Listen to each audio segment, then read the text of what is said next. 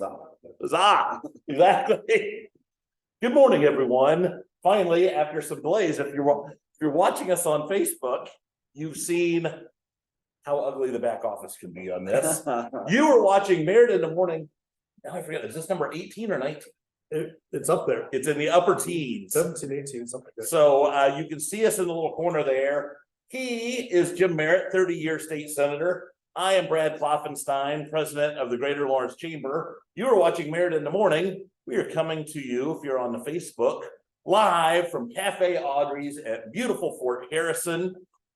Open for breakfast and lunch 7 days a week. Now open for dinner Wednesdays through Saturdays. Beer and wine available, which is fortunate because they carry Alpsbrau beer. Thank you very much to Alpsbrau beer for being one of our sponsors. We also want to thank Stockyards Bank and Trust since 1904. Central Indiana locations at 71st and Binford, Carmel, downtown Indianapolis, Plainfield, and in St. Francis Hospital on the south side. So now that we've got all that out of the way, we have a very special guest today. Yes, we do. Here in the middle, from Sun King Brewery, looking behind me. co-owner. Yeah, you're looking for this special guest. I get it. Be nice here. So Dave Colt, he is co-owner of Sun King Brewery, and we're going to be talking beer today because it's one of my favorite subjects. Yay, beer. Yay, beer.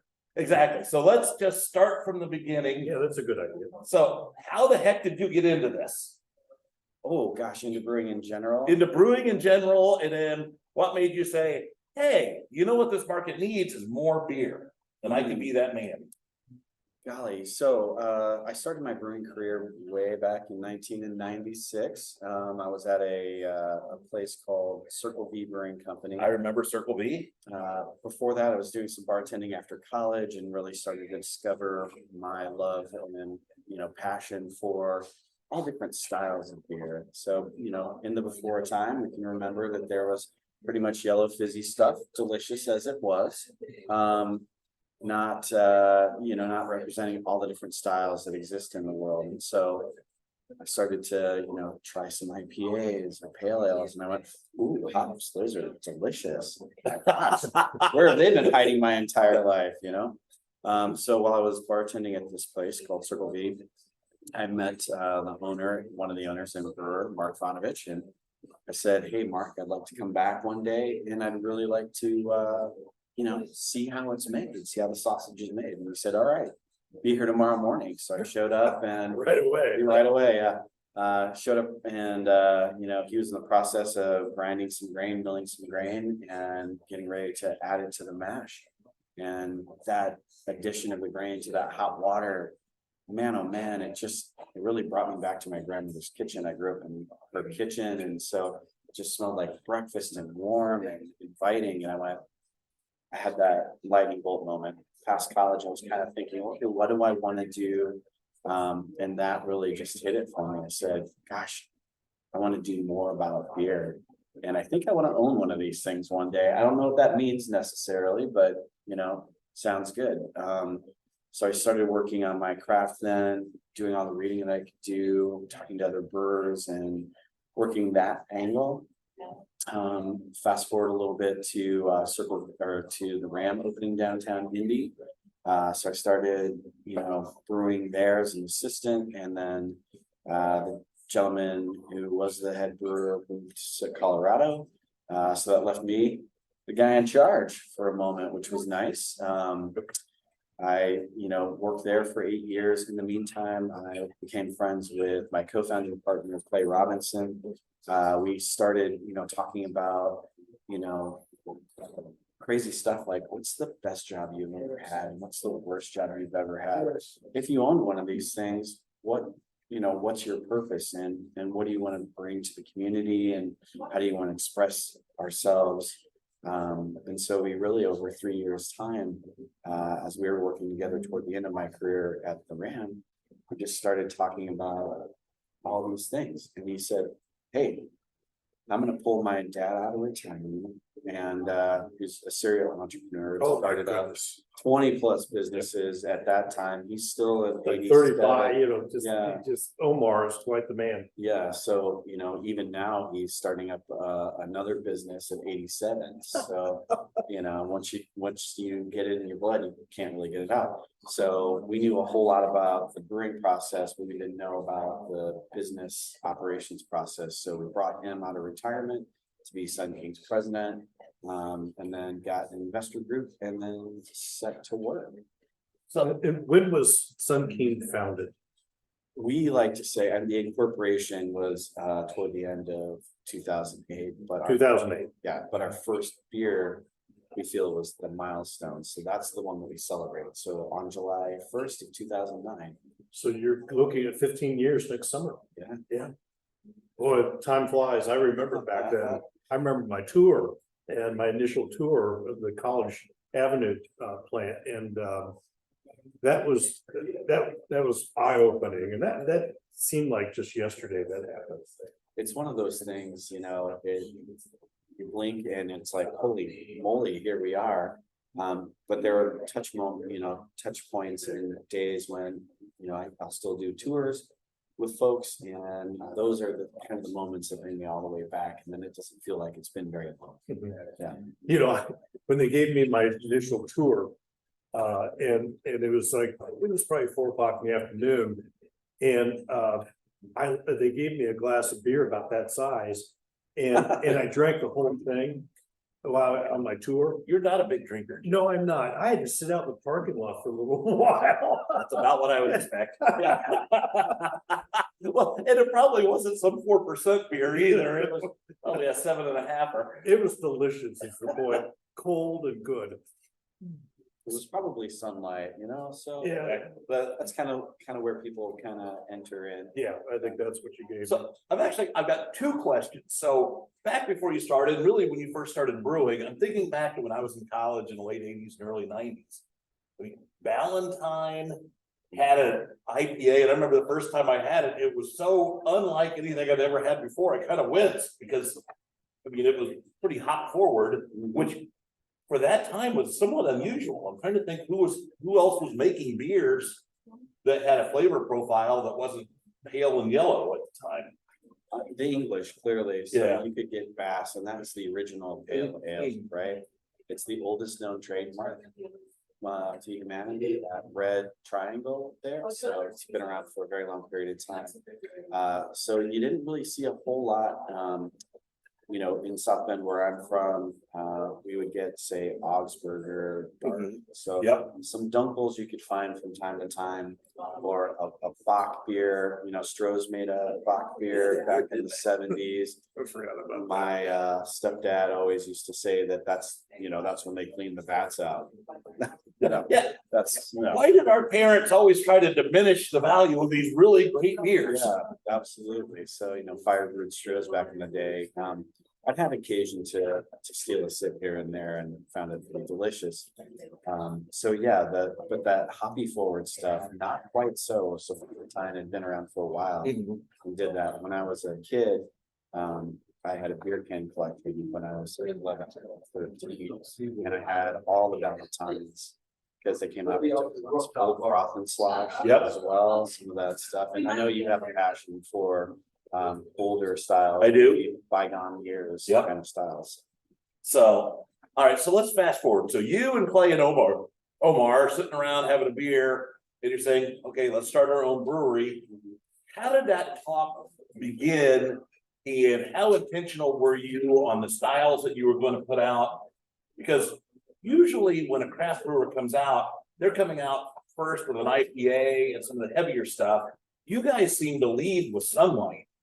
No, that's actually false. Okay, tell us the story. Yeah, so Clay and I were chatting about what kind of beers we're going to make. As an homage to the Broad Ripple Brew Pub, we made ESB, right? Extra special bitter. We wanted something hoppy but not too intense for hoppy lovers. We wanted a little something malty, so WEMAC was in there. So we had Osiris as that hoppy and the homage to Sierra Nevada Pale Ale. We also wanted to make sure that those first beers were, below 6%, closer to 5, as a matter of fact, because if you're out, having dinner, if I gave you a really strong beer, you just have one.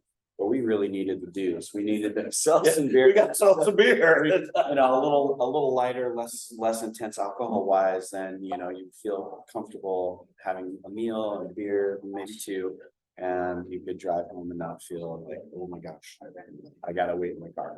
Klopp, I think of Sun King as being really the essence of this movement that we've seen in the last 20 years. And seemingly with that movement is an overall education of the palates of people. And it seems like that more so than the last 15 or 20 years has been really prevalent. Am I judging that correctly? I think the movement was coming from both coasts, and that's one of the reasons why Clay and I decided that we wanted to start Sun King, is we saw that wave coming in this direction, and nobody, all of the breweries were brew pubs focused first, and then distribution second. And we said, let's be focused on bringing that brew pub experience to everywhere, including restaurants and package stores, carryout stores, and that sort of thing. Backyards. And backyards, and then eventually into backyards, right? And so that was kind of our desire. So having seen it coming from the coast, spent a decade brewing in brew pubs, played before us working together with Ram, and then starting Sun King was the brewer at Rock Bottom. And so we'd spent a decade, very hand selling and, introducing folks to different flavors and styles and, the many colors of the rainbow that are beer. So you are watching Merritt in the Morning. Our guest today is Dave Colt, co-owner of Sun King Brewing Company. Is it Sun King Brewing Company? Am I saying that right? I thought it was, and then I'm like, all right, second guessing myself. Yeah. So let's see. We'll move on. So it's funny. I sold beer back in the mid-90s, and I sold a lot of pale yellow liquid that would get you intoxicated if you had 12 of them. Mm-hmm. So Central Indiana, and really even the Midwest was kind of behind the curve on craft beer, although it came on with a flurry right about the time you were opening Sun King, to the point where Indiana was rivaling Pacific Northwest for being kind of at the forefront of craft beer. So what was it that flipped that switch in Indiana? And do you feel like you're responsible for some of that, or were you just in the right place at the right time? Oh gosh, I don't think it was going to come either way. And Clay and I just, decided that we wanted to be the first to really kind of put it out there. Not, no disrespect to anybody else who had, breweries and brew pubs and all that kind of good stuff. But the way that we went about it, we saw examples again on the coast and then coming toward us. And then we saw the opportunity and knew that the opportunity existed. We were kind of a flyover state for all of these brands that you hear of from either direction from us. And we're like, let's be those guys. Yeah. Let's be the Surly of Indianapolis, and then hopefully Indiana as we grow up concentric circles. Yeah. So you've grown up. How large is Sun King? How do you judge that? What is Sun King today? It's not anything that we ever intended, for sure, because we didn't dream big enough, we didn't understand the appetite as well at the same time. So we're going to do about 30,000 barrels of production. So one full-size standard keg, remember college, tapping a keg that's a half barrel. So we're going to do 70 or 60,000 of those this year. And that was also Indiana's laws at the time to be considered a craft brewer capped you at 30,000. Exactly. Thank you, Jim. I think that you had something to do with lifting that limit. Well, yeah, I remember that. Yes. And so how many groceries, how many employees do you have? It's a real story. Yeah. it's something to be very proud of, the So- growth. Well, no, thank you. That's nice of you to say, I guess from, the Brewers Association standards, we're X big because of the number of barrels that we produce. So we're in the top 100, down at the, high 90s, but we're in the top 100 for volume for craft breweries. We have, kind of struck out, and we have, got a distillery in Carmel. We have a small batch innovations space in Fishers, and we have an outpost in Mishawaka, which is close to my hometown of South I Bend. didn't know that. Yeah, Kokomo, we partnered up with Amanda Luton. So we have, some co-ownership there, and another 5-barrel batch system up there. Recently, we have started brewing in Sarasota, Florida.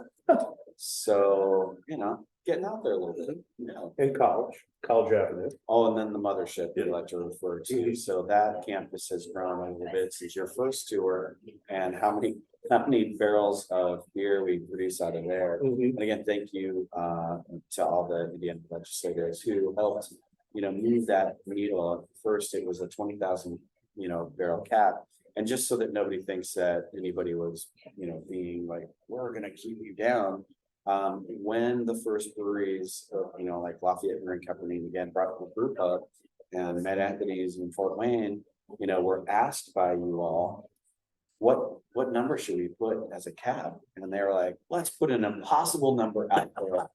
No one's gonna reach 20,000 barrels. Never get No there. one is ever gonna get there. No way. And no why how. we were talking about a cap, who knows? Let me reset that in just a moment. First, for those of you who are watching, you are watching Merritt in the Morning with your host, Jim Merritt, and I'm Brad Klopfenstein. Thank you very much to Stockyards Bank and Trust, with location 71st and Binford, Carmel, downtown Indianapolis, Plainfield, and St. Francis. They've come on board as big sponsors of the Merritt in the Morning show, and we appreciate their support. Thank you to Alpsbrow Beer. Remember, so very, very Bavarian. We're coming to you live as almost always from Cafe Audrey's at beautiful Fort Harrison. Come check them out for breakfast, lunch, and dinner. So let's go back to volume and history before we start looking forward. I don't think a lot of people know Indiana has a pretty robust brewing history, especially pre-Prohibition and coming out of Prohibition. You had the Cook's Brewery down in Evansville. In Fort Wayne, you had Old Crown, and also Falstaff had the old Berghoff Brewery up there.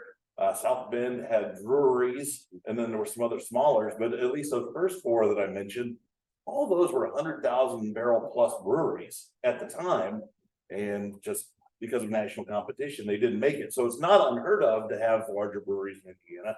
We just haven't had them in 50 years. It's been a minute. It has been a minute. So, all right, so you mentioned you never thought that you would actually go beyond 30,000 barrels a year. What is your cap and where do you see it going? You've hit that number, so you could just say, we've reached our goal, now we're gonna sit back and drink some beer and enjoy this. Count our money. Yeah, exactly. You don't impress me as that kind of person. Gosh, where are we going in the future, I think is what you're saying. Ian, what is the future of craft beer? I think Well, just alcohol consumption in general has started to slide backwards a little bit since COVID, and especially the beer industry has kind of taken a hit. So, we've seen a little bit of shakeout where a few local places have closed recently. yeah, Where are we headed? I think Where are you we're- headed? Yeah, I think we're headed for a little bit of a softness for a moment. Things are always cyclical. So wait a decade and things will change a bit. Right now we're, sort of being hit by California sober. So if you're familiar with what that term is, we're, surrounded, the state is pretty well surrounded at this point by states that are friendly to cannabinoids, gummies, and other things. And that does, it gives people another choice on top of what's going on.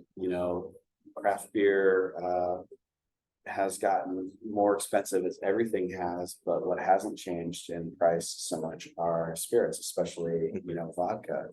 And so when you start to, get these things getting closer in competition money wise, then folks especially when economic times are a little tougher, still want to enjoy themselves, are going to look at other opportunities, or will be an occasion based. They may buy a 6-pack of, say, Sunlight Cream Ale, but they'll also, downshift to other things to kind of help augment their supply. But you've grown, Sarasota, Florida. Yeah. I mean, did you buy a company down there or just have a relative over there? Why Sarasota? I appreciate that, Jim. Thank you. We started selling a little bit of beer into Florida for Hunapoo Day, which is Cigar City's, big kind of festival. And every year we'd send a little bit and then a little bit more and then a little bit more. And then next thing you know, we're selling, sending in several pallets and half a truckload to surround that festival. And like, like maybe Sun King in the Sunshine State makes a little bit of sense. Yeah. And so you start to think about, that and go, well, there are people who are familiar with our brand who are retired or, visiting relatives, and maybe we should take a look at that. So then you think about migration patterns, more specifically, and people, collect into I-75. So folks in the Midwest typically land on the West Coast.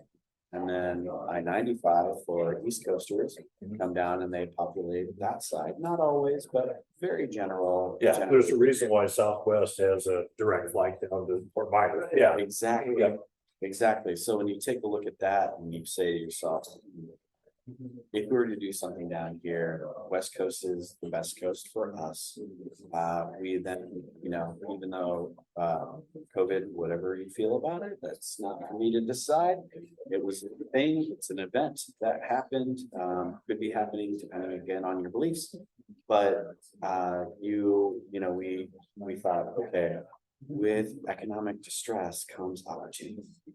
So we have to be ready and available to it. And then we found a brewery that had an unfortunate end, and we decided to buy their assets at auction, and then started the brewery there to plant our flag. And so then when you think more about the economics of Midwesterners moving down here, and Indiana has 6 million people roughly, and Florida has 20 million people roughly. And a lot of them are going to be leaving our fair state to be down in Florida with some regularity. So Makes sense. it made some economic sense. So do you see more growth in Florida? I believe we do see more growth in Florida. I mean, just simply because of the sheer number of people, 80,000 visitors, 80 million visitors to the state annually as well. So, I'm no mathlete, but I think those numbers bear some fruit. So you've got 1,000 Publix, just one, grocery store chain, and you have, 200 and so Kroger's. Sounds like opportunity to me. Yeah. Yeah, that takes the old marsh and multiplies it by a factor of about 8. Yeah. So your logo that you've got on your chest there, it's highly unique and not something that you would expect to see out of a brewery in Indiana. How did you decide to go with almost an Aztec theme for your logo? I want to think, the Mayans don't have intellectual property rights attorneys because they don't exist, and we weren't trying to co-opt anything by any stretch of the imagination. I want to make that very clear. But when we decided upon the name Sun King, I was having a conversation with Clay again, and what our purpose is, and he said, hey, we want to bring seasonality and jailbreak that from brew pubs and bring it to everybody. So the seasons are, important. How do the seasons exist? Our proximity to the sun, so that the sun is king of our solar system. Oh my gosh, hey, I got the name. And so he said, I don't know. And I said, what do you mean? And he goes, well, we're not from quote unquote Sunshine State, California, Florida, Arizona. And I just kind of looked at him and I grabbed him by the elbow and I drug him to the nearest window. And I said, what's that big expletive fiery ball in the sky? And he said, it's the sun. You know, I go, yeah, the sun shines on us lowly Hoosiers like it does the great people of California. And they go, but to be very specific, some amazing things are produced here in the state. We're the Napa Valley for apples and pears, for palm trees. We have Caprio Farms that make incredible goat cheese. The edamame that we grow here is, you know, of sufficient quality that we export it back to Japan because of how, you know, how high the quality is. Popcorn, oh my gosh, right? And, you know, the list goes on and on. Red Gold tomatoes. I mean, can you beat in the summertime a fresh ear of Indiana sweet corn and a vine ripe tomato? I'd say a collaboration there. I'm not sure what that would look like. But that'd be kind of cool if you got together with Red Gold for a Cholita. Michelada? Yeah, Michelada. Okay, Yeah. Red Gold, if you're listening, we're All right. available. Of course, everybody is watching this, Dave, Yeah. so we are Around viewed the by planet. hundreds of people a week. At least family. Yeah. Oh, fabulous. So, if you just tuned in, we're talking to Dave Colt, co-owner of Sun King Brewery. We're talking beer and how he got here. Let's talk about what's next for you before we wrap up. Well, let me finish the Yeah, point yeah, about the logo itself. So when Clay was chatting with his father, his dad was the guacamole and sausage king of the Southwest. So he was selling guacamole and sausage He to. was the Abe Froman of the He Southwest. was the Abe Roman of the Southwest. So he was traveling in an RV with his wife, and they were checking on accounts to, you know, Walmart and Sam's Club and all that kind of good stuff. And everywhere they went, the Mayan calendar was there. And so if you look at the Mayan calendar more specifically, it has 4 quadrants. And we're like, oh, well, beer has 4 ingredients. Let's put that in there in the middle. And then the face is very intense and iconic. So it kind of grabs you. You see it the first time, you're like, all right, this is something to pay attention to. So Clay was convinced. He was very much convinced. The next day, he actually called his sister who runs a PR and marketing firm in Colorado. And she said, hey, I really like the name. You know, if you grow beyond the borders of Indianapolis or further into Indiana or any other state for that matter, man, oh man, you know, that name travels well. Everybody can relate to this. There's a relationship there. Oh, yeah. Every ancient culture has some sort of sun god or worship on that front. So it's just part of humanity at the same time. And the last, you know, with the name King at the end, sounds like you kick ass out of the game. Yeah. Yeah. But it's a fantastic logo. And as you said, it's not something you would expect from a company in central Indiana. So, all right, so now that you've blown way past the 30,000 barrels, which was going to be your forever cap, what is next for Sun King? You've expanded into Florida. I think you're in the surrounding states to Indiana. I'm not sure how many states you're in beyond those. But where do you go from here? So we're in Illinois, a decent amount. Florida, we're starting to build out state coverage. A lot of focus and attention to growing that market out, as that's going to be our biggest growth engine. I don't think we're adding more people to Indiana. Be great, come on down. It's a great place to live, raise a family, but you know, we're probably about where we're going to be here. So we're also looking at innovation and products as well, not only focused on future customers that are going to be leaving from here down to Florida, but non-alcoholic beers. So we've got 2 of them that are getting ready to see can production runs and be out there, you know, in advance of good old dry January. We're also working with some legal co-packing of cannabinoid products. Delta 8 is one of them that's hemp derived, and we grow a decent amount of hemp here in Indiana. So another Indiana product. Jim, you need to get back in the legislature so that we can just make sure that Indiana can be at the forefront.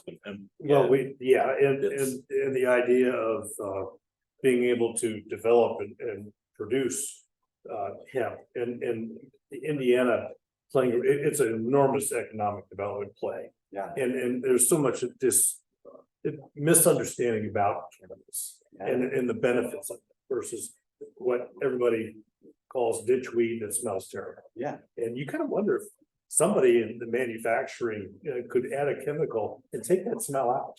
You would think that could be. Only they could put it in a gummy. Have we heard of any of that? Well, actually, we're working with a company, a local Indiana company called True Essence. Mhm. That is, bringing a lot of high quality, fun stuff to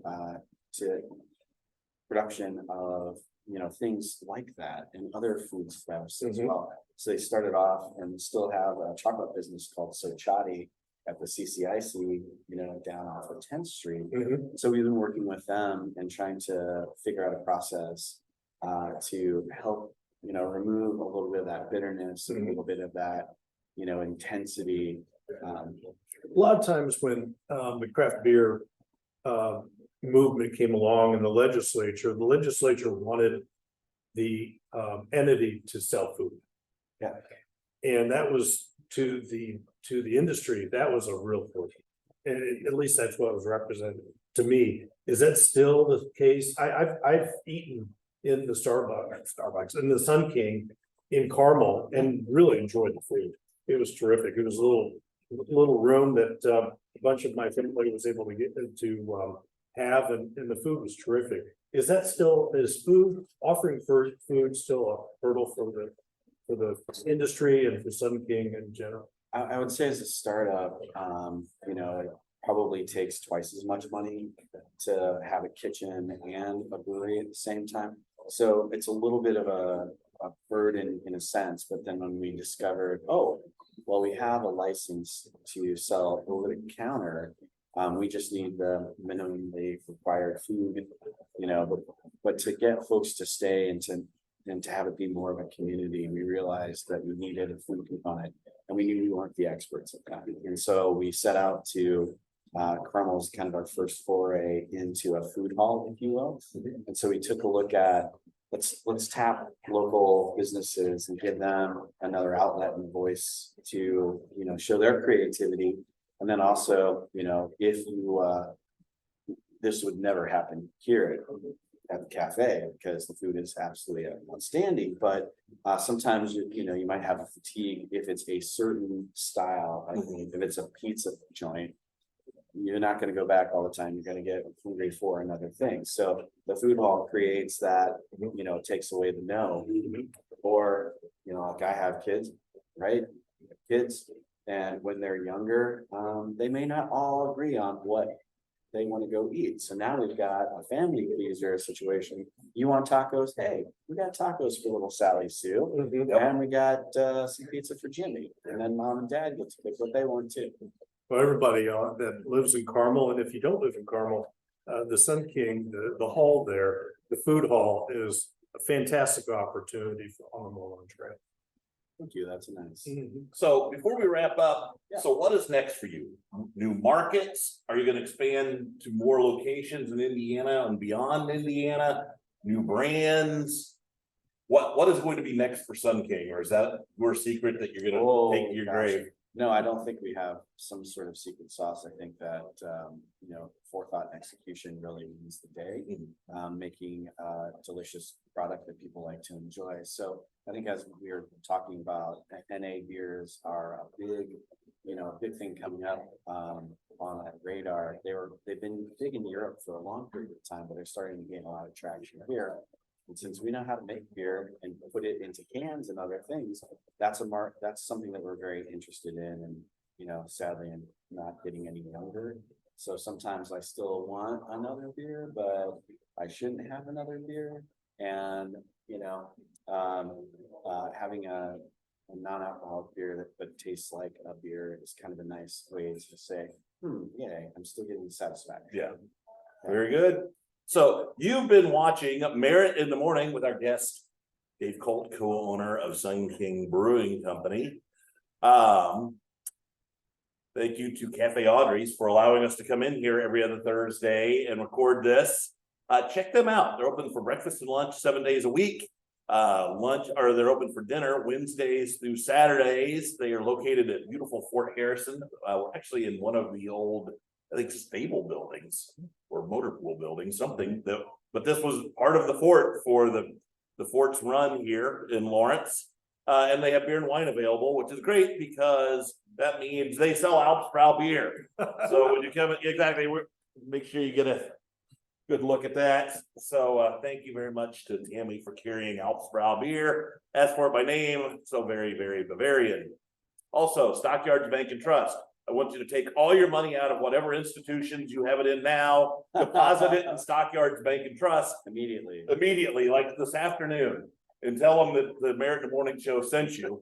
They have locations at 71st and Binford, Carmel, downtown Indianapolis, Plainfield, and St. Francis. I always worry that when I say stuff like that, I'm gonna violate some horrible FDIC rule and Stockyards is gonna be like, yeah, well.